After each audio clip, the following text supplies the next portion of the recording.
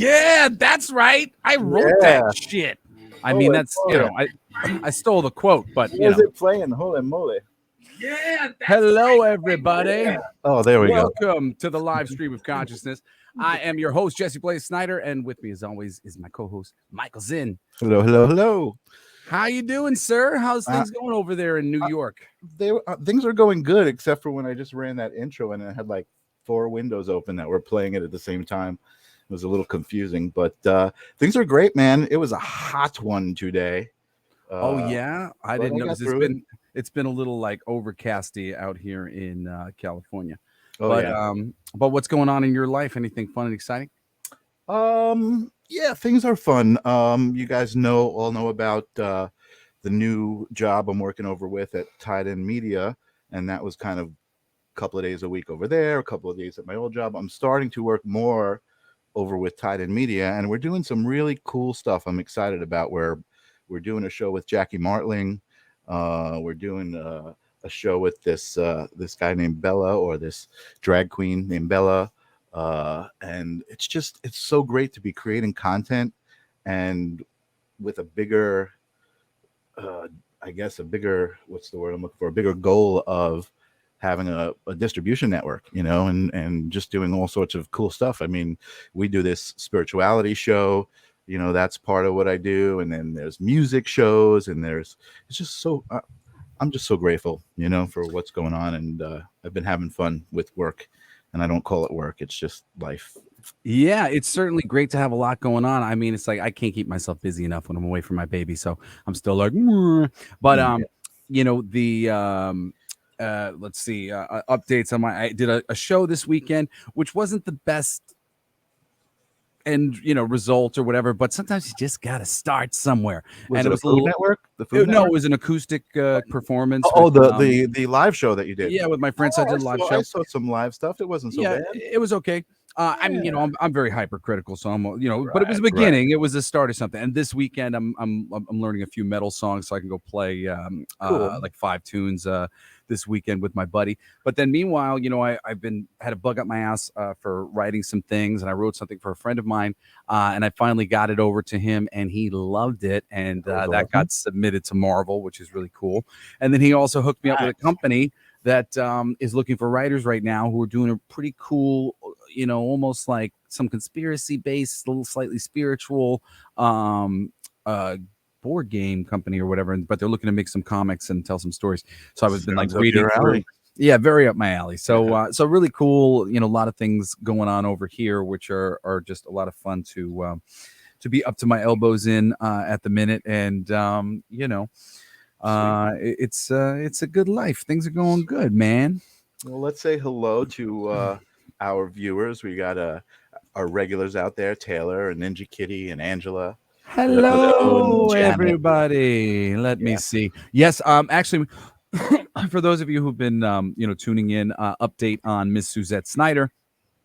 She went to the doctor today and got like a full workup, and they were like, "You're not going anywhere. Your heart is strong." Like, she's a little bit of the problems that they had, have found. It's true, but the rest of her vitals are very good, and she's going to be, working against this, and she's feeling better and plenty optimistic. Good. So good news on that front. She's starting to feel a little better, and has some good words from the doctors. Nice. And thank you, of course, to the Rams Network, and for housing us on Twitch.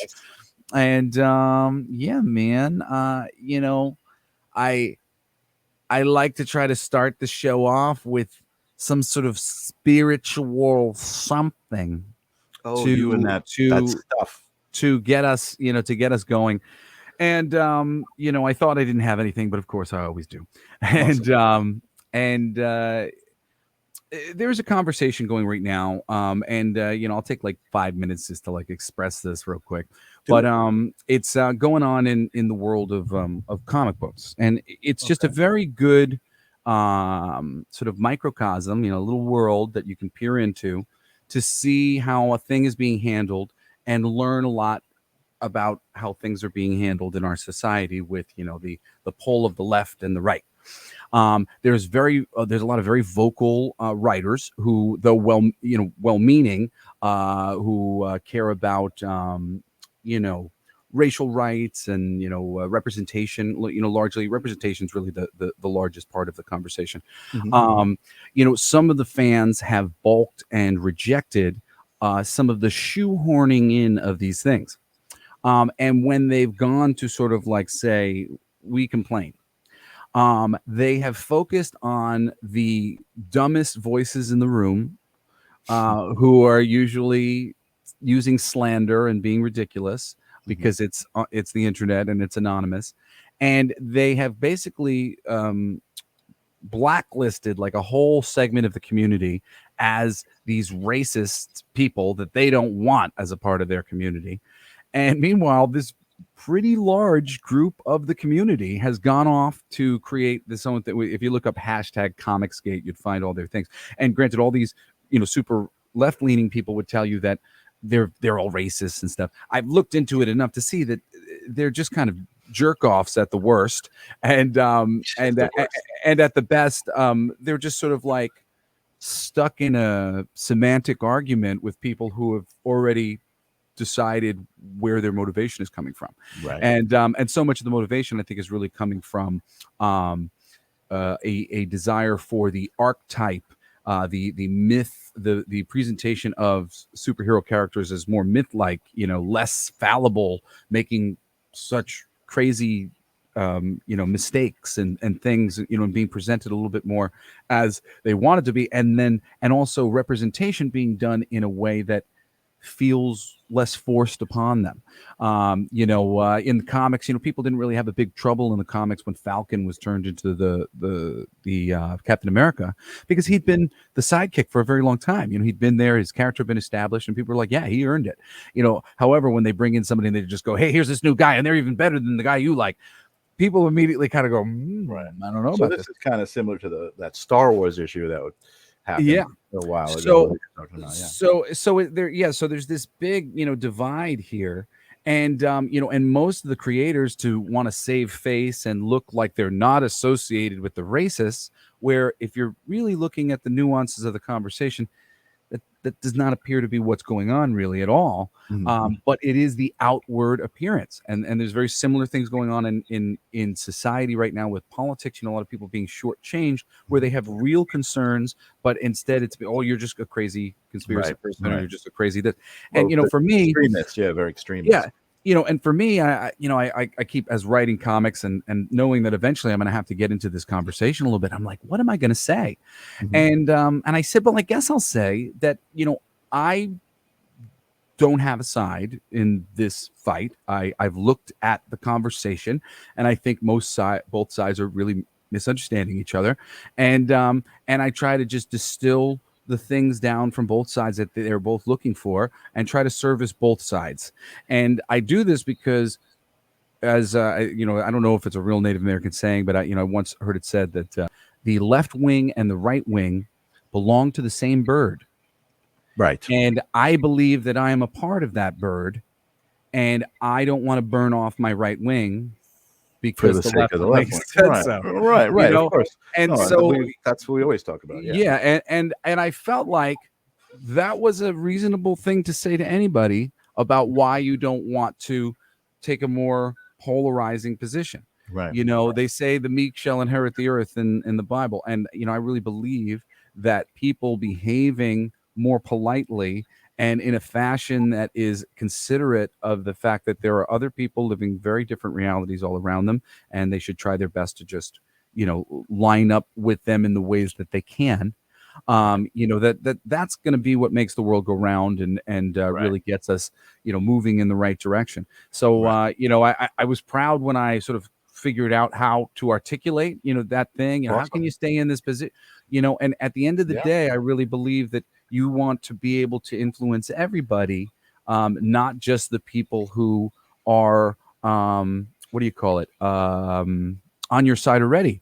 You're preaching to the converted. I was passing a billboard, I think, with my girlfriend the other day, and it was for a play that was like very obviously like hardcore, like we're black and we're proud, but like very like aggressively. And I Right. just went, that's kind of crazy because like, you know, they're not like, I don't think that they're convincing anybody with something like this, you know, Mhm. because a presentation like that, it almost like, you know, like somebody like me, like I love Black Panther, like, you know, like I already celebrate, you know, like I'm not looking to be reminded of that. I don't know how many people are like, oh, let me go and get that full experience. You know what I mean? Like, is Right, this right, the right. best way You know what? to, you know, there are better ways to write great art that Sure. includes your culture and demonstrates the necessity and loveliness of your culture. I think that that is the most honorable thing you can do. But to slant it in such a way, I think it, a lot of people at least aren't necessarily super excited to go eat that up because it seems Right. like, you know, I'm Aggressive. going to watch it seems like I'm going to go sit and watch the end of the He-Man episode or the end of the GI Joe episode from the 80s, like, you know, back to back to back, like, and that's one to grow on.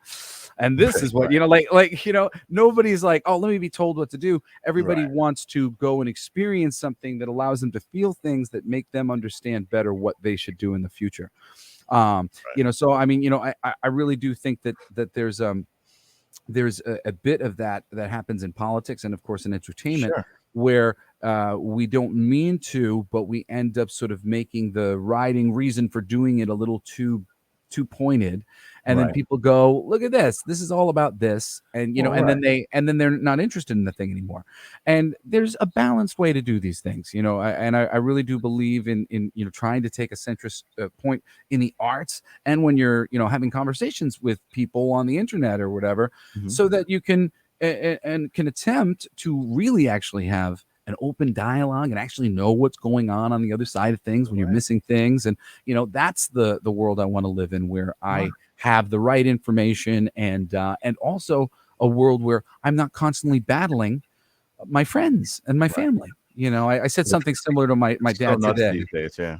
Yeah, well, I said to my dad, I was like, I want you to understand, like, you know, like I'm not crazy, you know, like because sometimes he thinks that I'm like, you know, like I see where everybody's coming from, Right. and I'm attempting to not shame and damn everybody on all sides, even if Right. maybe I don't agree with their opinion, Right. and also keep an eye on the entire conversation, because I think when you're having just one conversation with one group, it's very easy to all of a sudden, you know, realize you're just like getting the same Well, I information think, over you and know, over. that's what we're here for. That's what we're trying to do with our show. That's what we're, you know, I think people who are doing shows like this where they're opening up conversations, you know, I mean, it's funny, earlier before we were on, Taylor was in the chat room, and she was talking, she said something about that the vaccine was approved by the FDA. I said, let's not talk about vaccines here. This is my happy place.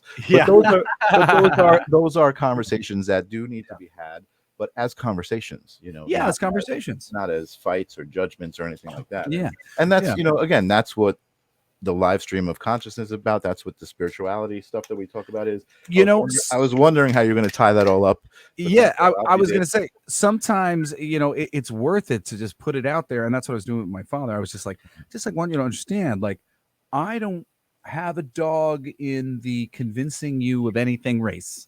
Right. You know, I said to him, I said, you know, Twitter. I'm somebody who really believes in possibilities. I said, Mhm. so if you see me encouraging the idea of other possibilities, that's just because I think the world's more interesting and exciting when there's other possibilities. So you Right. might say something, I might go, oh, well, there's some other possibilities about that.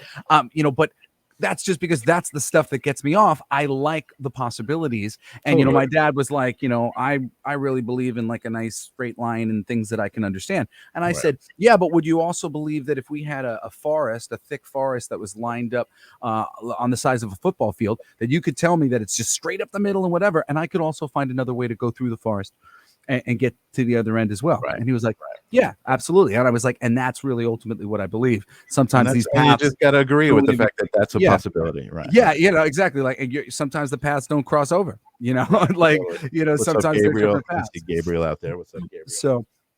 So anyway, it was a really nice conversation with Yeah. him, and Awesome. you know, really that's the point. You know, the left wing and the right wing belong to the same bird, and you're a part of that bird too. And you know, Yeah. that's really the point.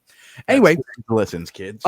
can we get the proper introduction now, as we have our lovely guest Shelly waiting in the wings? I Yes, got to absolutely. meet Shelly briefly as a blonde ages ago. But you, what is the story here so that we can get Well, her on? actually, I guess there's a bunch of things that I felt were appropriate with Shelly. One was, for me, Shelly was a story of manifestation because I was working on a project, a calendar project called Women of Armageddon. I think I've talked about it here before. And I don't remember where I met Shelly. I was trying to figure that out earlier. It was either at one of the comic That's awesome, conventions. Gabriel. He's got a Uh, movie in the making. I had to say something. Oh, awesome. Well, we'll talk to Gabriel in a second. But it was either at one of the comic conventions or it was maybe she was doing some promotional modeling for something else. And I saw her as a model and I was doing these calendars and it was just like, I just was like, holy moly, she would make such a perfect woman of Armageddon. And I just reached out to her and I said, hey, this is what I'm doing. I started showing her the project and she was interested and we ended up working together. She became such a great supporter of the project in that she would actually come to events dressed as her character and promote for me, and be a part. She was a part of the family. It was like it was really good. But when I say I manifested it, it was just like what we talk about here all the time, like living intentionally, and just like I was like, you know what, I'm gonna reach out to her. I'm gonna just take this chance and see what happens. And boom, it sprouted this great friendship. So before we bring her on, I'll introduce some of these photos. From the calendar. That's the actual in 2015. She was the cover girl of the calendar, and that was we shot Oh, that. cool! I've seen this picture so many times. Yeah. And actually, I think I pulled it out. I actually have the calendar here somewhere. For those of you who don't know, let me give it myself a chance to brag about Michael. Michael is a phenomenal photographer. I tend not to really admire too many photographers because I find that most photographers are sort of reliant on their models. But I see time and time again that Michael is able to get great stuff. Even when he doesn't have a model like Shelly, and just always like pull out the best in people. And some of our relationship foundationally was me going, yeah, I want to publish a bunch of your photos. And he and him, he and I are still talking about maybe doing something in the future of some sort of art magazine because we both love that stuff. But yeah, he is a phenomenal photographer, and if you ever get a chance to go to his page on Facebook or wherever else and look at some of his stuff, his human dollars and other things, like I never promote you on the show, Michael, except rarely. I appreciate it. Actually, so yeah, I'm letting you go, but I'm going to cut you off in a second. Yeah, no, but he is absolutely fabulous, and his photos are really worth taking a look at. Thank you, sir. Gabe says she was a vampire when he met Shelly. And I think I actually have a picture of her as a vampire here. We did. Oh, look at that. Yeah, we did some vampire stuff. Gabe knows Shelly. Gabe, not our Gabriel. Other Gabe. Gabe Okay. Bez. Rock and roll. So these are just some of the things that we worked on together. And again, like Jesse said, she's the kind of model who, when I work with her, I don't have to worry. Everything is boom. She makes my job so freaking ridiculously easy. So there's some stuff with her. But because we were friends, I was watching her kind of journey, and she's this beautiful woman, and she's just like traveling all around the world. She's getting body painted in Jamaica and like doing these festivals and like just doing these amazing things. So I know she's had a very spiritual journey, and I said, hey, I'm doing this show, would you come on and talk about it? And she was totally down. So let's bring her on. Awesome. Without further ado, Shelly Scarlet, everybody. She is. Hey, Shelly. Hey, Shelly. Nice to see you again, sweetie. Welcome to the live stream. Thank you for having me. Oh, you're so welcome. We're so glad to have you. So, as per usual, sometimes, like my mom, she's like, why do you want to have me on the show? And I said, well, because everybody that I know who has had any sort of spiritual awakening or journey, it's very unique. I don't know one from another that is exactly the same. And I think there's two problems with that. One is when people start to go on their own spiritual journey, they're like, what the hell is going on? Like, I've never heard of anything like this. And there's no real place to go and find that kind of information and story. So as we started to get this together and figure out, well, what do we want to bring out when we have our guests come on, it was, well, we want to bring out those unique stories that will help over time in the accumulation of all the different unique stories for people to put their own story in it and be able to see the different things and to find as many of the parallels as we can. So I want to kick off. Thank you very much. So I want to kick off our interview by just asking, what was your journey to consciousness? Where did you start to go, oh, wait a second, this is different maybe than I thought it was, and perhaps I need to apply myself in a new way? My journey is still continuing. as are we all. Yes.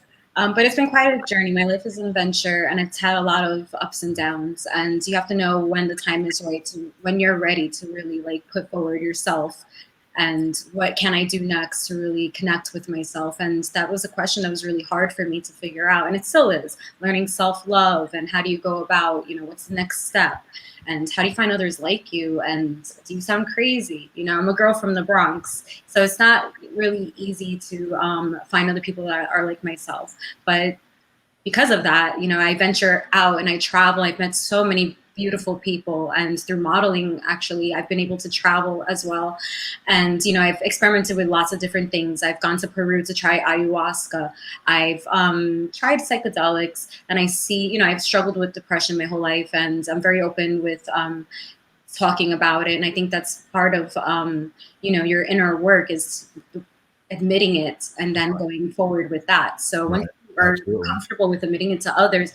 I did a post one day a few years ago, and I was so shy and scared to post about my depression that I got so many messages of people saying thank you to me. And I was like, why are you saying thank you to me? And they're like, thank you for expressing and being so open and being so vulnerable. And I cried. I was like, oh my God, people are so accepting. I'm so surprised, because I thought only, through modeling, people only want to see sexy photos. But when I actually on social media, express that I go through more than just, these sexy photos. There's actually brain and heart behind it. People are just very welcoming, and I'm still on that journey. And through traveling, I'm trying different things. And as Michael said, I do festivals and I meet the most beautiful people, and they're along with me on this journey, and I take their experiences in as well, and I give advice, and I feel so great about it. I really do. You hit on something important that I meant to say in the intro. Yeah, I want to ask a question too. That was, again, what I think about you, how beautiful you are, and I think besides the physical aspect to it, there's a radiance about you. And when I worked with you, you're such a sensitive person, and you really, you can, I can tell, because I'm a sensitive person, so I could tell how you cared about people. And I think it was always, I remember how it was always important to you that people knew that it was more, you're more than just a pretty face. And that was one of the reasons I wanted to bring you on too, because you are so much more than that. And it is how you affect people. That's what we talk about also. It's like, I'm not a psychic medium or one of these things that we bring on these guests who have these other gifts, but the gift I have is how I affect people, and how I receive love and give love. And that's where I'll back you that and up. I are similar. Yes. And Jesse, that's where, and all of our viewers, that's what this is all about. That's what the live stream of consciousness is about. So yeah. I want to say something, Shelly, that totally hits me. Everything you just said. Depression for me was a real struggle, except admitting it. That was a barrier that came after me realizing that I was depressed in the first place. Did you have any trouble because I know that for me, a certain part of it was that's not something that exists for me, but it did energetically. And I had a whole, I guess I'll tell the brief story of it kind of me figuring it out. I did this album called Blacklight District, and one of the songs on the record is called Green, and the whole inspiration behind it was the Incredible Hulk. And the simple metaphor was that for the Incredible Hulk, when Bruce Banner looks around at all these shiny superheroes, he sees people that seem to have found some amount of inner peace, but he doesn't have that. And he's envious of their peace that they seem to have. And when I finished the song and like looking back, all of a sudden it starts to hit me that it's about me, that it's about how I feel. And I'm like I realized it was a song about depression, and I'm like, am I depressed? And then it dawns on me in that moment that I had gotten my aura read just a few years earlier, and it was one of the beginnings of like my spiritual awakening, like before I was really entertaining this stuff. But it was an interesting experience where somebody basically saw my aura, went, I gotta have your daughter, my daughter, read your aura. I had a picture of my aura, all these things. It was very accurate. I was kind of blown away. I was trying to make like scientific explanations for why it was accurate as I left, because I was still an atheist and I wasn't open to those things. And I realized it was all green. All green. The whole aura was green. And it was the height of my depression. And I was just sort of like taken aback by the fact that I hadn't seen it. Like I hadn't recognized that in myself before. Did you have a journey to recognize your sadness and figure out what was driving? Actually, for me, it was a little different. For me, it was coming out about it. I've always known that I was a depressive person since I was a little girl. It was kind of my little secret. I've always been shy and timid. And actually, like when I was in third grade, my parents sent me to therapy. Teachers thought I might have been borderline autistic because of how quiet I was and how much I didn't want to interact with others. So it was kind of my little secret. No one knew what was wrong with her. But now the more I'm able to talk about it, and I created Shelly Scarlet, and for me that's my alter ego, and through my photos it helps bring out this persona of confidence, everything that internally I knew wasn't true about me. But everyone could see this woman, this badass woman of Armageddon, this girl who fights and who is confident in her skin and sexy. And a lot of people look at my photos and I see girls, they came up to me and saying, Shelly, you're such a badass. And I'm like, wow, if they only knew my secret, how much I struggle every day. You know what? But it makes me feel even stronger hearing those words, because I give them confidence. And that's exactly what I want to do. And that gives me courage. And it kind of takes away my depression and makes me feel good. And you're making me want to cry, Scarlett, because I want to tell you that in the fight through that, you are a badass, and there is no fight greater than to quietly be really struggling and showing up anyway and doing it. My father was a celebrity, so I felt like I was supposed to be able to go up in front of people, because people would all the time, they would just kind of be like, Jesse, go, and I was terrified. And I can tell you, like, for forever, like, my first priority singing solos as a teenager was that nobody could hear the fear in my voice of how scared I was to do that. Like, I remember just walking down those steps and just feeling like, oh my God, like, and just desperately like trying to not be afraid and feeling like I couldn't admit that to anyone. Similarly, because like, well, nobody would understand. You shouldn't be. Like, everybody just assumed, like, well, of course, Jesse, like, like I was the one, and you'd be like, and occasionally I always felt so bad when I would chicken out. I remember one time they were playing Jesse's Girl, and it was in reference to me, and like somebody was encouraging me, maybe my ex-wife in high school, like to like get up, sing with them, like join, and I was just like, I just want to disappear. I don't want to be here anymore. Like, you know what? I got a question for both of you, because I mean, this is so like lit up to me. I'm seeing something really crazy here. Do you both still feel that way? I feel a lot stronger. I'm better at it now. Yeah, I have so much experience doing it that it's become like a skill that I have. I mean, honestly, like both of you are so fucking badass. Like when I don't mean my relationship with you. I mean, when I see you doing your thing, Shelly, when you're at these events, I mean, and when I see you, I mean, I can understand that maybe inside you're like, I don't believe this, but I'm presenting this, and you kick ass. I mean, you really, you are Shelly Scarlet, and you flip the switch, you know, and after each event, I've done so many conventions, and you know, I tell people, they're like, why do you do Comic-Con? Or they don't really understand, like, oh, so you dress up as cartoon characters? Like, no, silly. It's like, I do it for the fans. They're the most devoted, dedicated fans, and there's that one fan, no, there's plenty of fans, that they're going to remember you for the rest of your life, and you made a date their day. They believe you are that character. They hugged you, and they're Do you do Red Sonja? I cry. Do you do Red Sonja at cons? Of course, I do Red Sonja. Red Very Sonja. cool. I did a good Red Sonja. Very cool. I'm trying to get my girlfriend in a nice Red Sonja costume. She's she embodies it. Yeah. Julie embodies some Sonja as well. That was what you made the news day. Daily News. New York Times. Daily News, right? Awesome. Daily News, Author yeah. of Daily News, yeah, right? Yeah, as Red Sonja. They did an interview on me as Poison Ivy, but the cover, I was Red Sonja. Yeah. What an honor that was.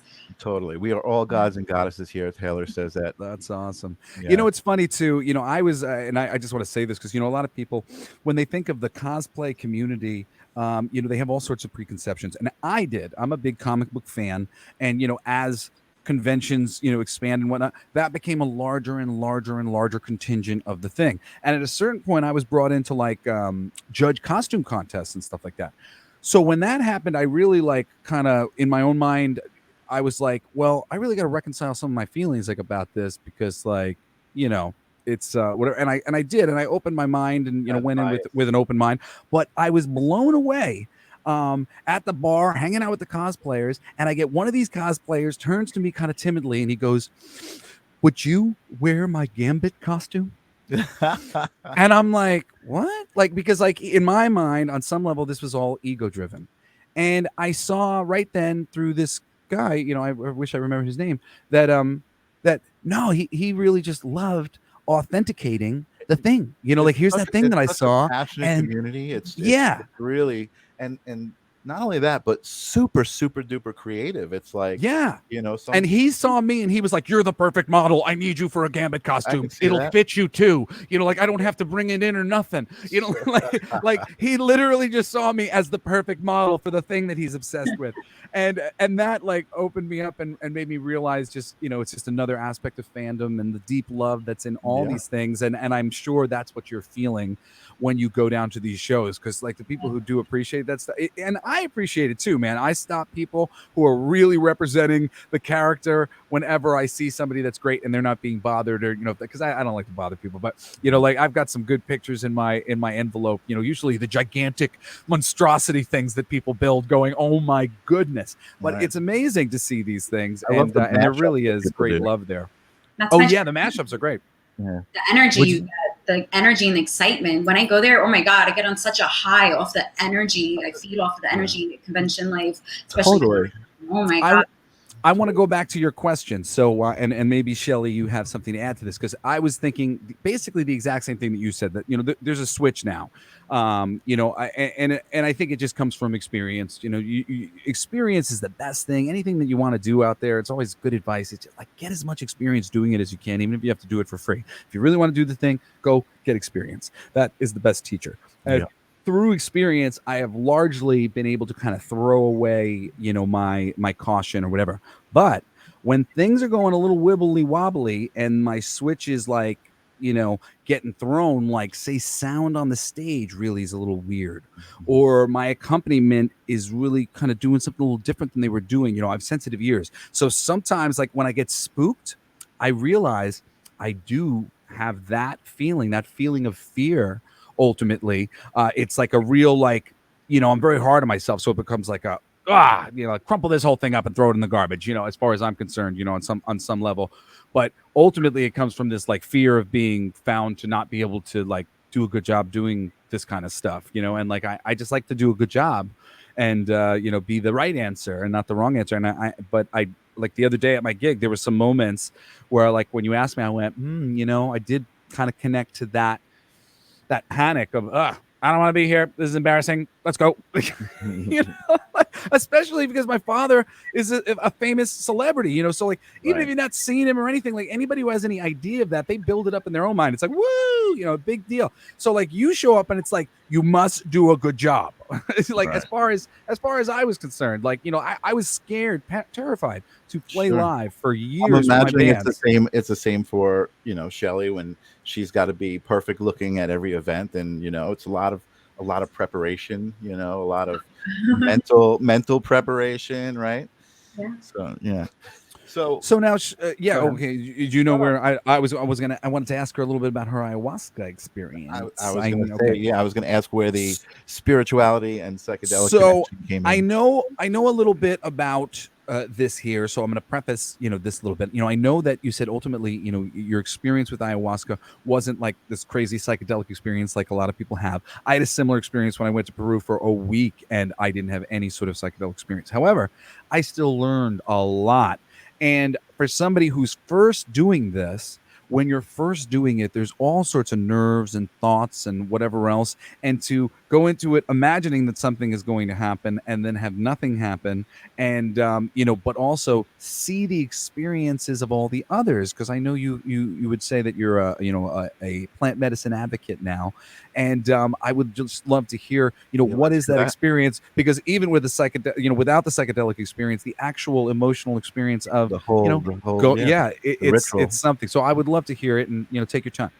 I'm a huge plant medicine advocate, and although I have a high tolerance, so I believe that's why the ayahuasca didn't hit me. I was the only one in the temple that it did not affect. Men and women, everyone had such an experience. I look around; they actually gave me 2 shots of it. Everyone did 1 shot of it, and I still didn't even feel. That's how high my tolerance is. Yeah. But I still believe in it, and I see what it does for people, for former addicts, and for people dealing with so much pain. And I'm still like a cheerleader for it, and for psychedelics, for mushrooms. I see how much it helps people, and for depression and in therapy. And it's unbelievable. Although I have a high tolerance, it's not something that, just because it doesn't work on me as much as it works on others, I know that it is a natural medicine that is necessary, and I really hope it becomes legal, because it's gonna help save the world. What did you think or know going in? And I totally agree with you. My whole family are plant medicine advocates, and we've all worked with the medicine over and over again. But what was your expectation, or did you have any idea about going in? And did you have any contact with anyone who had some experiences that you got to sort of vicariously see? Absolutely. I know all about ayahuasca. I did my research. I know about DMT. I've actually done DMT separately and had a beautiful experience on that in Ibiza. And, it really depends at the right moment in your life, and what do you eat, and, you're supposed to cleanse, and, there's so many other factors. And I asked, why didn't it affect me? Maybe my chakras were blocked. It really depends how you. But you went in prepared, so you weren't unprepared. I did, but I was very prepared too. I mean, that's how I did it. I didn't do mushrooms until I'd read about it for like 2 months. Sometimes if it's your first time, it doesn't affect you. So I look forward to my next time, but I don't believe in like abusing it either. I know people who do ayahuasca just for a high, and I'm so disappointed in those people, because it's a medicine. You don't do it for that. You do it when the time is right, and you do it when you absolutely need it. And it's supposed to show you a path and a way of something you're searching for, not to get high. Yeah, we were talking about that earlier. The time is right. I respect.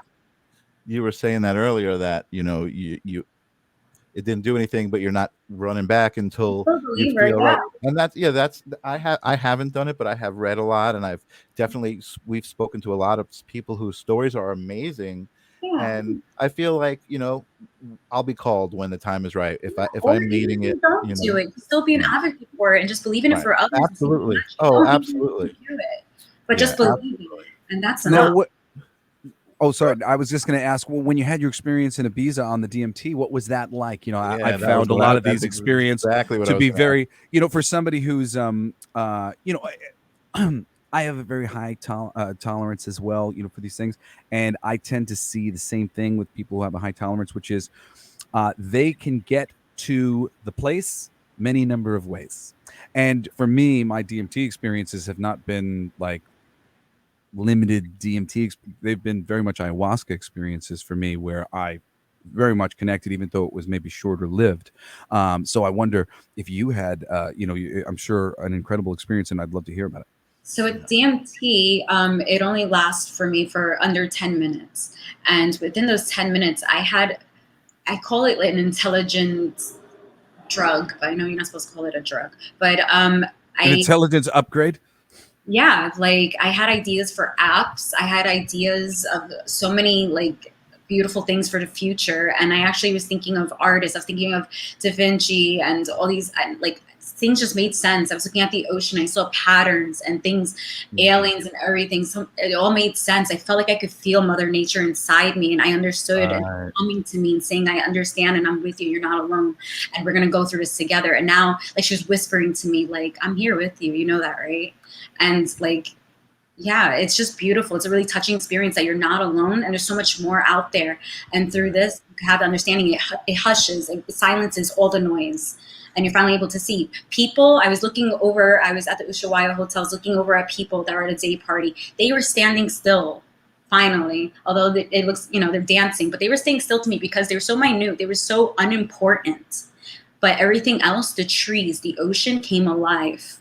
Wow. And birds and everything were singing, and they were all looking at me and they were like, what's important? Pay attention to us, your universe, where you live, what you're ignoring. And it was just beautiful because humans, like, we're really, we're in their world. And right. It's amazing, that your description, even though the words that you use were not really the same, the feelings that they evoke of everything that I read when I read about DMT and like this connection. Yes, you're explaining it so lovely. Yeah, really. Like you got me choked up at a second because I really connect. I have had those same experiences, and as you were describing it, I was legit going like, yes, it's so beautiful. Well, and I was like, I'm getting all choked up on it. Yeah, you have said similar things where it's like, like I think you said, Shelly, I understood everything. Like, just like everything made sense. It was just like we make everything about us, and really, there's so many other things we need to pay attention. You were connected to everything at the moment, and you understood that connection. You felt it.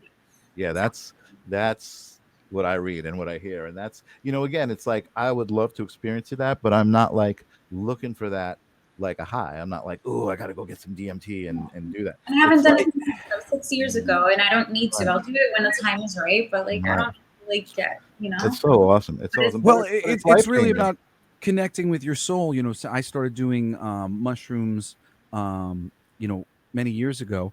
And when my girl first met me, she was like, well, how often do you do that? And I was just like, every now and then when like it feels right. Sometimes when things are rough, it's about when I feel like I would be of benefit to lift this heavy energy that I'm carrying, and I go in with, just the intention, to meditate and try to understand and unravel some of the things that are bogging me down and walk away from that experience lighter on my feet and, ready to face reality, not let me disappear into the couch. It's I am up to the challenge of whatever it might be, to look in my soul and see what it is that's holding me back, and a lot of people aren't necessarily willing to make that, that thing. And I love this. Sorry, I don't mean to interrupt you, but I'm looking at our I saw comments too. And Gabriel saying, Shelly, you're speaking into my soul because everything you describe is what I feel every time I take my boat out. And the reason that hit me was because, again, it's like you don't the Rocky Mountain High need a drug to get there. It's being aware of that connection with nature. So he's on his boat, he's on the water.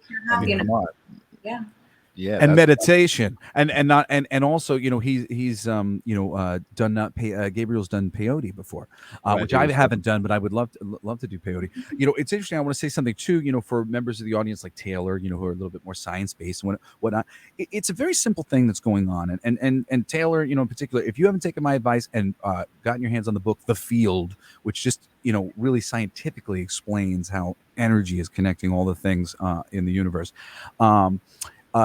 We have this what are we talking about? We have these patterns that are all around us, and what the mushrooms and so many of these psychedelics seem to do, especially mushrooms, when you take a look at them in laboratory experiments and stuff, is create patterns, perfect patterns, and perfect pattern recognition, connecting parts of your brain that aren't usually connected, your creative side with your more logical side.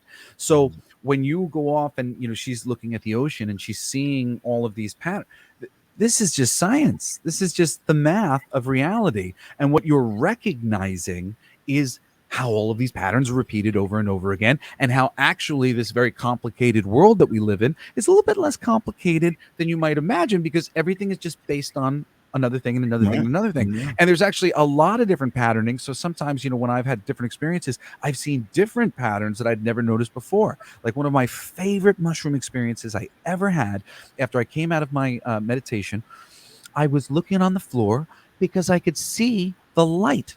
I could literally physically see it coming out of the light bulbs, hitting the ceiling and like bouncing off it. Like I could see what I had seen, like drawn in images, like to try to describe. I could see it. And I was just like, I sat there laying on the floor for hours, just studying the light, looking at the different patterns that were in there. And it was so cool. And yeah, I upgraded my brain. I just studied a whole bunch of high level sacred patterning that is governing a major part of our existence. So like, you know, these experiences are not nonsense. You know, it's coming into vibration with some of the more universal vibrations in our environment. And they are indeed more important than, you know, the things that we're making here, there. So I got to back you up. I love to do that. Oh my God, the world is so crazy right now. That's why I love being here every week and having these conversations with you guys. Anyway, so tell us what you got coming next. What's going on with Shelly Scarlet these days?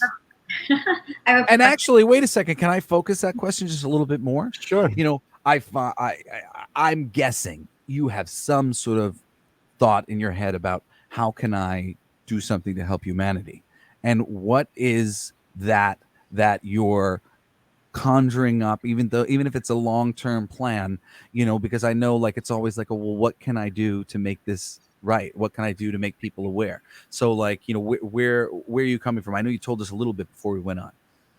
Well, I believe in living in mindfulness, right? So even in everyday life, whether you don't have a big plan or a big idea, just be kind to others, be empathetic, and that's enough.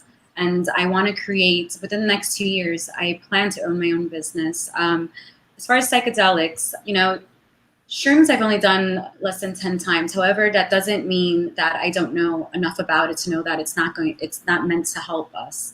And I believe it's going to save the world. You know, we have all these medications for depression and they're not good for us. And they cause this and that. And, you know, it makes you into a zombie. But with shrooms, with the right dosage, there's different levels. And you don't have to be a person, you know, I mentioned it to my friends, as I said, I'm from the Bronx, New York. You know, they're not really into shrooms, and they hear that and it's like, oh, that's not really for us. That's for hippies and this and that. No, but do you know about microdosing?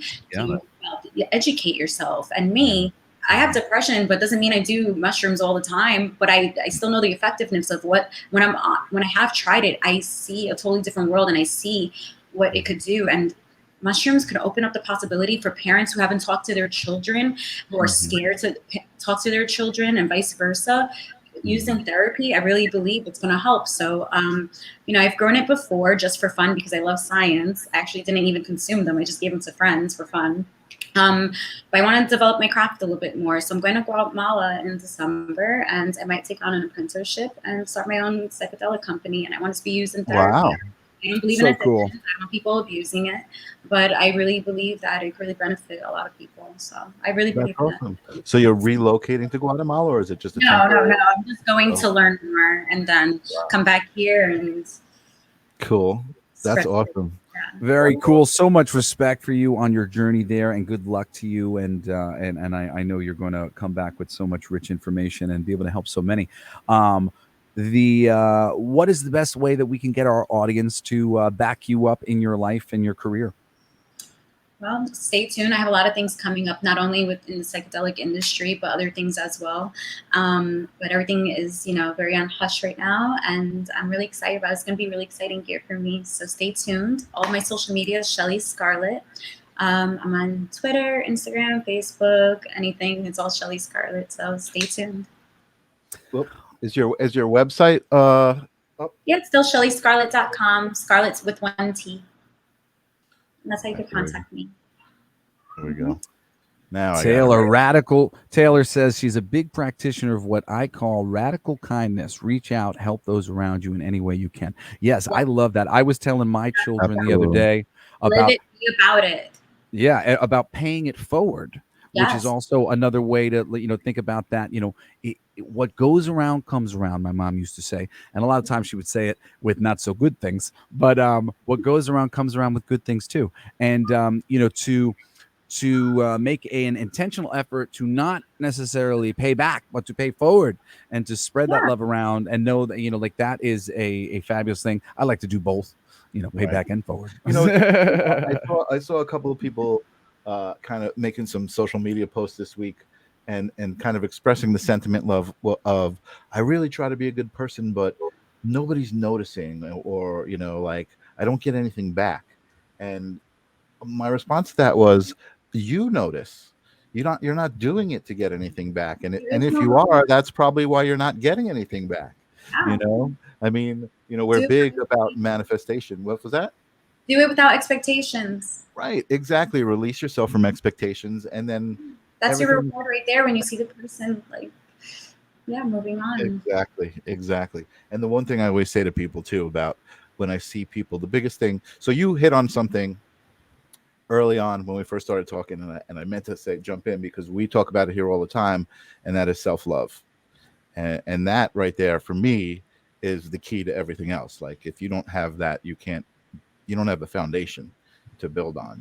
That's the foundation. It's hard. It's so much easier to lash out at everybody else when you feel like you're coming from a really weak position. Right. And that's why it's so important to solidify your own position. And I'd like to say in descent to that that Facebook account that it's going to feel like that maybe for a moment, but these things are noticed and are felt when somebody comes into a conversation and they're ready to fight. They can feel that. When somebody comes into a conversation and they're ready to crawl into a ball, they can feel that too. When somebody comes into a conversation and they feel good about their position and how they feel and that they don't need to argue with anybody about anything, people feel that too. And, for a long time, there's a moment, when I woke up, I realized that I had like some anger towards my parents, just like any kid has towards their parents. But I had this infinite love for them, infinite love and like a little bit of anger. And I was just like, I got to get over this stuff. And forever, as it was like coming up, because my parents taught me to be nice and bullheaded, I would just be like, but I'm right about this little thing. Can't I just have this damn conversation about the thing? And they would just be like, no, because if you go into their energetic space with this underlying feeling of a real desire to like drag them down to the ground and convince them that they're going to resist, they're going to feel it. And, if you're at peace, though, that will give them the opportunity to finally do the things that you'd like them to do. And when I did finally do those things, I saw my mom within like a couple of weeks actually like apologize to me about a bunch of things. And she actually even like kind of said a couple things to explain herself to me that were really eye-opening to me in terms of her motivation. And I realized like I literally have never given her the opportunity to say that to me because like after she reacted the way she reacted, I was out of there. I was like, this is too hot. I'm out. I'm getting out of this situation. But in this instance, I was going in more tempered and not being triggered.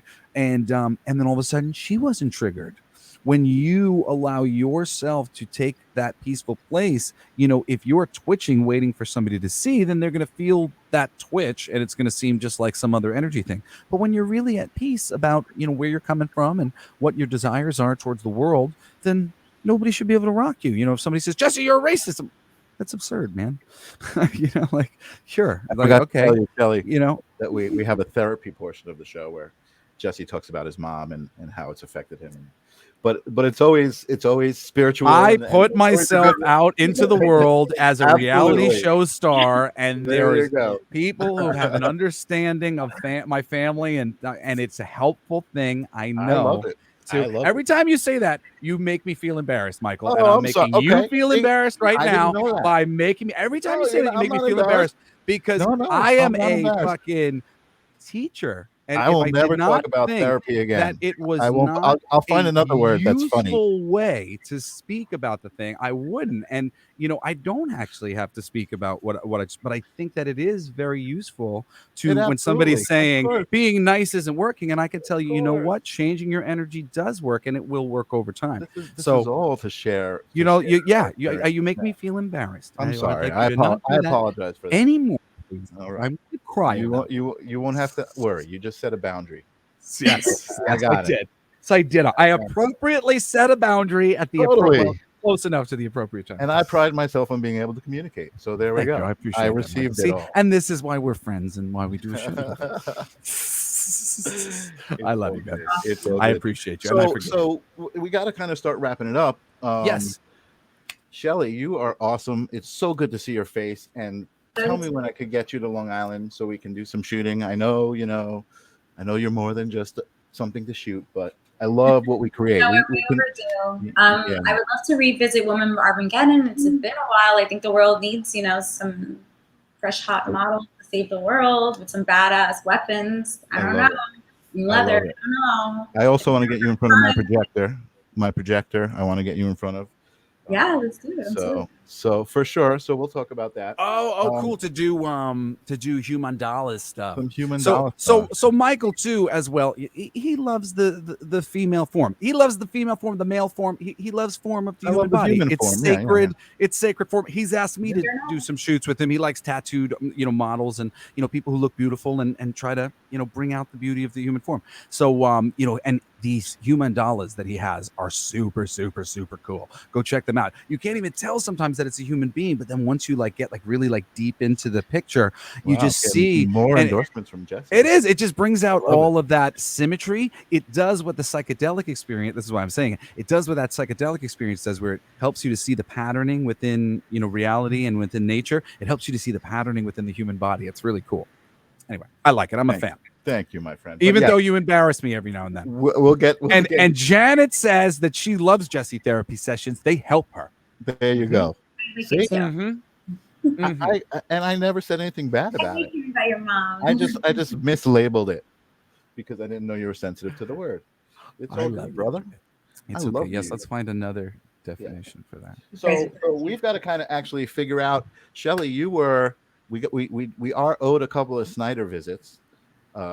We are Shy and Suzette, but we've got to figure out what's going on. Shelly was the last actual divine feminine. Thank you for coming to our show that we had on our show for the summer. So we've got to figure it out. So any of the listeners or viewers. Yeah, we've been lazy and summer loving, and I had my kids and stuff. So we did all of this work for 3 months worth of guests, and then we were like, oh yeah, we'll do it more, and then we haven't thought about it really. Yeah. But we promise we've got a whole bunch. I do have a list of people that I've been making that I want to invite. So I just got to make some reach outs, and but we actually have been dealing with a little bit of illness here there too, with some of the people getting sick. Shelly, actually, I got a question for you, Shelly. Actually, just to kind of go on a tangent off of the momentum of the ending that we were doing. I don't know what you know about NFTs, but I know you're an artist. I was thinking about maybe making the calendar into an NFT each year, like a collectible version of an NFT.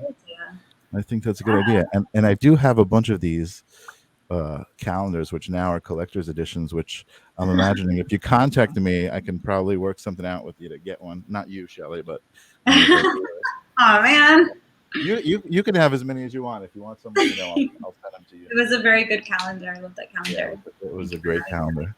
Well, Shelly, you were lovely. I agree with the sentiment of some of our audience members who said you have such a wonderful energy, and you absolutely do. And I look forward to seeing you at comic conventions one of these days. If I dress my girlfriend up as She-Ra the She-Devil or some such, you guys can do battle. It'll be great.